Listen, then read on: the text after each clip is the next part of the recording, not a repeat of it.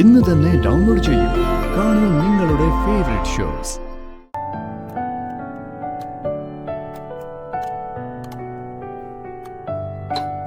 അമ്മേ, ഞാനൊരു സംശയം ചോദിക്കട്ടെ? ചോദിക്ക. ശിശിരാന്റിയുടെ കല്യാണത്തിന് നമ്മളെന്താ പോവാതിരുന്നേ? വിളിക്കാത്ത കല്യാണത്തിന് നമ്മൾ എങ്ങനെയാ പോവാം? അതെന്താ വിളിക്കാഞ്ഞേ? അതൊക്കെ കുറച്ച് കഴിയുമ്പോ അമ്മ മോക്ക് പറഞ്ഞു തരാം. ഇപ്പൊ മോക്കത് മനസ്സിലാവില്ല.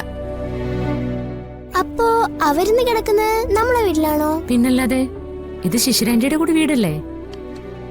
അതെ, ഇനി വർത്താനം പറഞ്ഞിരുന്ന ലേറ്റ് ആവും. കിടന്നേ.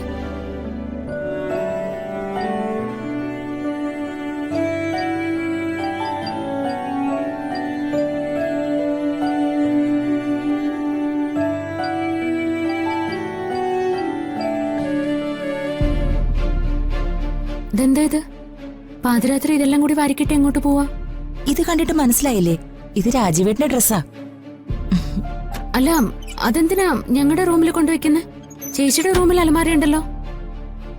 എന്റെ മുറിയെ വളരെ ചെറുതല്ലേ, അവിടെ ഇതൊന്നും വെക്കാനുള്ള സൗകര്യമില്ല. രാജീവേട്ടനാണെങ്കിലേ മുറിയിൽ എപ്പോഴും നല്ല കാറ്റും വെളിച്ചവും ഒക്കെ വേണം. ഈ വീട്ടിലെ വായുസഞ്ചാരമുള്ള ഏറ്റവും നല്ല മുറികളില് ഒന്നിതാ. അതിന് ഇന്നു മുതലേ ഞങ്ങൾ ഈ മുറിയിലേക്ക് താമസം മാറുക. അയ്യോ, അപ്പൊ ഞങ്ങളോ? ഞാനും മോളും എവിടെ പോയി കിടക്കും? ദേ, മോളാണെങ്കി ഉറങ്ങാൻ കിടന്നു. അതൊന്നും സാരമില്ല. അല്ല, അല്ലെങ്കിൽ തന്നെ നീ എന്തിനാ മോളെയും കെട്ടിപ്പിടിച്ച് ഇവിടെ ഇങ്ങനെ ഒറ്റയ്ക്ക് കിടക്കുന്നേ? മോളെയും കൂട്ടി ഗോകുലിന്റെ മുറിയിൽ പോയി കിടക്ക. ഏയ്, അതൊന്നും വേണ്ട. ഞാനും മോളും സാധാരണ എവിടെയല്ലേ കിടക്കുന്നേ. ഞങ്ങൾക്ക് ഈ മുറി തന്നെ മതി. ദേ, കണ്ണകന്ന മനസ്സകന്നാ പറയാ. ഇങ്ങനെ ദൂരെ മാറി കിടന്നു കിടന്നാ ഇപ്പൊ എന്നും ഇങ്ങനെ രണ്ട് മുറി കിടക്കേണ്ടി വരുന്നത്. ഒരു കാര്യം ഞാൻ പറയാം, അവന്റെ മുറിയിലേക്ക് കയറാൻ ഇതൊരു നല്ല ചാൻസാ.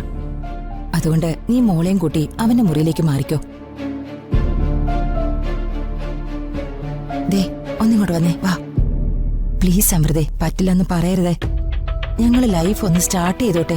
ദൈവത്തെ ഓർത്ത് പ്ലീസ്. ഇനി ആലോചിക്കാനൊന്നും സമയമില്ല. രാജീവേട്ടൻ ഇപ്പൊ വരും. എനിക്കിവിടെ കുറെ അറേഞ്ച്മെന്റ്സ് ഒക്കെ ചെയ്യാനുണ്ട്. നിങ്ങളുടെ സാധനങ്ങളൊക്കെ ഇവിടെ തന്നെ ഇരുന്നോട്ടെ.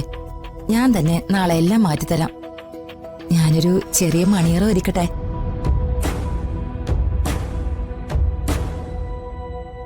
മോളെ, അമ്മയും വിളിച്ച് അച്ഛന്റെ മുറിയിൽ പോയി കിടക്ക.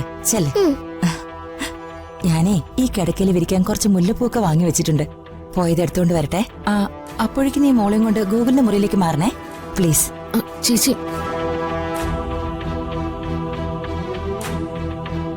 അമ്മേ, നമ്മൾ ഇന്നു മുതൽ അച്ഛന്റെ റൂമിലാണ് കിടക്കുന്നേ.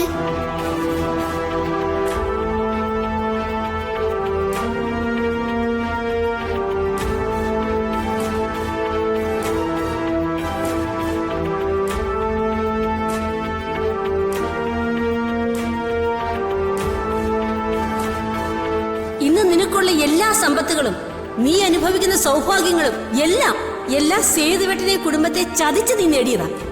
നെഞ്ചു പൊട്ടി മരിച്ച സേതുവേട്ടന്റെ ആത്മാവ് നിന്നോട് ഒരിക്കലും പൊറുക്കത്തില്ല.